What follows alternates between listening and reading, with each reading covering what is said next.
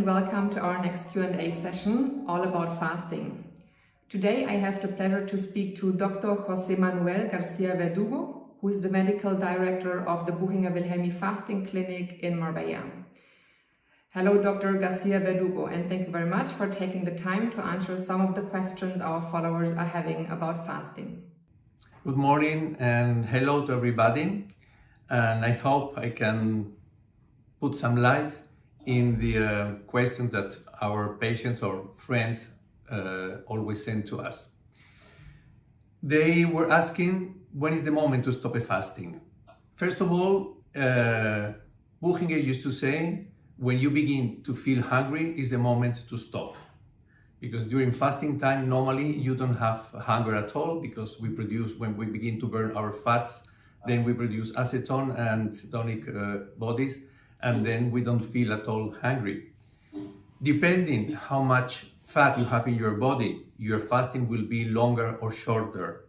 But always, if you are in a medical surveillance, like in our clinics, then your doctor will tell you when is the moment to stop. We always recommend the ideal fasting minimum should be 2 weeks is the real good one, because you have 9 days fasting and 4 days readaptation to the normal food again.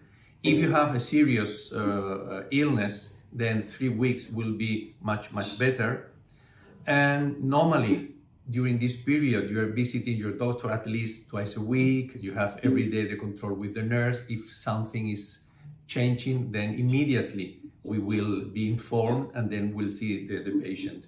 But normally, in normal fastings, 2-3 weeks, you have no problem at all. In long ones, like people like 1 month or more, then you immediately, when sometimes you get bored, because even with the smelling of the soup or the juice, you cannot anymore. So it's time to change. Sometimes it's good to make, for example, like a week, if you want to make long-term fastings, to make, for example, 2-3 weeks, then to stop and make 1 week eating low calorie and then begin again.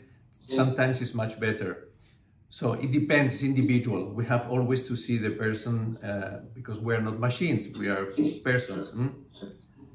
But it's always easy because we are going to be under control very well. I think for the patients in our clinic that is absolutely clear, because we have very tight control mechanisms here. They are seeing the nurse every day and the doctor regularly. What would symptoms be if people fast at home, where you would say this is really something where you either should see a doctor or immediately stop the fasting?